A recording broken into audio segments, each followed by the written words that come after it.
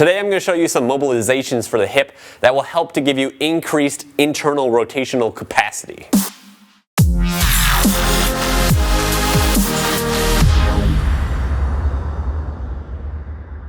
What's going on, everybody? It's Blake Bowman here with Gorilla Zen Fitness, and in today's video I'm going to be showing you some mobilizations that you can do for the hip that will actually help improve your internal rotation. To begin, having the ability to internally rotate your leg bone, the femur, is crucial for hip health, especially if you do things like squats and deadlifts. Now, many people simply don't have the ability to internally rotate to an optimal degree. They're stuck in basically in external rotation, which you can see this in many people because when they're doing squats and things like that, their toes are like really far away from each other and they're pointing away from each other. Being in this position all the time without ever working on your internal rotation basically leads to decreased internal rotation. So even if you try to internally rotate, your hips are stiff and you kind of lose range of motion. Here are a couple things we're going to do to fix this. First, what we're going to do is we're going to test our internal rotation, okay? So keeping congruent with what the guys over at Mobility WOD always say, test and then retest. Test your hip mobility beforehand, and then once you do the mobilizations, test it again to see if it's improved or not. If it has, good. If it hasn't, then do some more mobilizations, okay? So the first thing that we're going to do is a W sit, okay? Now this is kind of controversial because it puts a lot of torsion stress on the knees. So I will warn you right now, if you have any knee issues, if you have any knee pain or anything like that, if it ever gets flared up, don't do this exercise because it's probably going to make it worse, okay? But if otherwise your knees are healthy, it's not really going to do any harm hanging out in this position just for a little bit. But if you do have knee pain, don't do this. Or if it hurts your hips, don't do it. But basically, this is a W sit. You're going to kind of take your knees out to the side like that. Keep your knees pretty close together. And then see if you can get your butt all the way to the ground, okay? Or see how far away your butt is from the ground. You might get stuck like right here. This might be like as much internal rotation that you have. But basically, if you can get your butt all the way down to the ground, then I would say you have sufficient internal rotational capacity and you don't need to do any mobilizations. But if you get stuck like right here and you can't get both cheeks on the ground, that's because you're lacking internal rotation at the hip. So test and retest these mobilizations with that test. Now, before I show you your first mobilization using a ball, I want to talk a little bit more about W sitting. Okay, so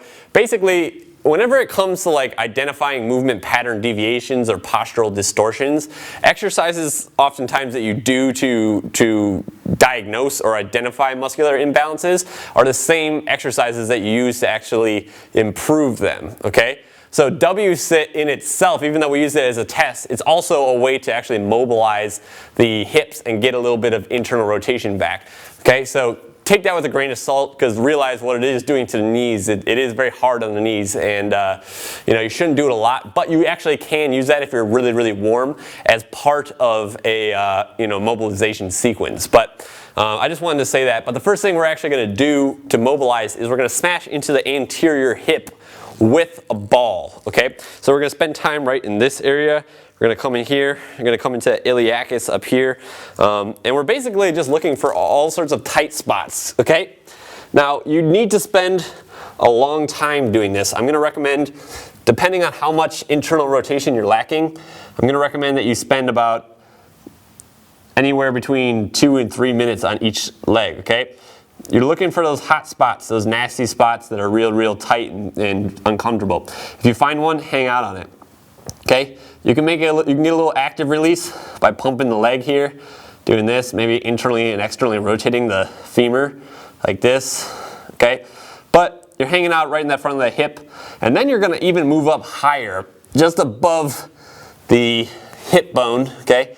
Off to the side rather, of the ASIS, the anterior superior iliac spine.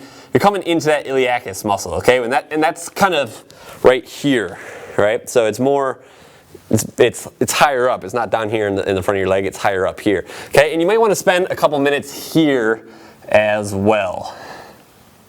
Just rolling out. You want to do this to both hips, ideally. Now, if that didn't help you out, you can also experiment with smashing into the hip lateral rotators, okay? These are the muscles that actually twist your leg bone out. They're on like the side of your butt cheek here, like right where I'm at. Not like deep underneath the butt, more off to the side like right here, okay? You might find that these are also kind of tight, and you know, spend some time here as well. Remember to always test and retest. Now that we've mobilized the hips and we've restored some of that range of motion, we want to turn it into active range of motion, okay? So we got to strengthen within that range of motion so that it becomes functional to you. Easiest way to do this is with hip internal rotations, and that's going to look like this. Hip internal rotations, basically, you know, a very simple way to do it. You can get a ball or you can pinch your hands together. I've showed this before in my other videos, but you lay down on your side, pinch something between your knees, relax your head, and then raise the ankle bone up high in the air, okay? If you look at what's happening here at the femur, this is actually turning in, okay? Internal rotation, and that's what we want to do, okay? After you've kind of confirmed that you've increased your range of motion with the W sit, you should be able to lift that heel up higher with this exercise than you were before, which means you're accessing that new range of motion and you're able to train your neuromuscular system within that new range of motion, which means you'll be able to keep that mobility. Remember, it is best to do all of these after your body is warm, so post-workout, post-sauna session, post-Bikram yoga class. The warmer your tissues are, the better you will be able to mobilize the hips. On a concluding note, much of the material in this video came from my friend Roopsy Hota's webinar series. Okay, so he does webinars all the time. He works at Mobility WOD in San Francisco, and a lot of the material I took basically from his webinar on groin pain. So I wanted to plug him. He's a great guy. I don't know specifically where it is, but just Google search Roopsy Hota groin pain webinar. He puts out tons of valuable information, and I don't know if he's still doing it, but he used to do these webinars like pretty frequently, and they're loaded with value and information, so make sure you check them out. I really hope this helped you out. If it did and you're not yet subscribed to my channel, then go ahead and do that right over here, as well as liking my Facebook page and following me on Instagram. I'll include links to both of those things in the description down below. Also, make sure to download my new ebook, Posture: The Ultimate Life Hack. It's all about improving posture, having awareness of posture, and the negative ramifications of posture. Okay, so make sure you download that. It's free, and you can do that right over here. Other than that, Happy New Year to you, and I will see you next time.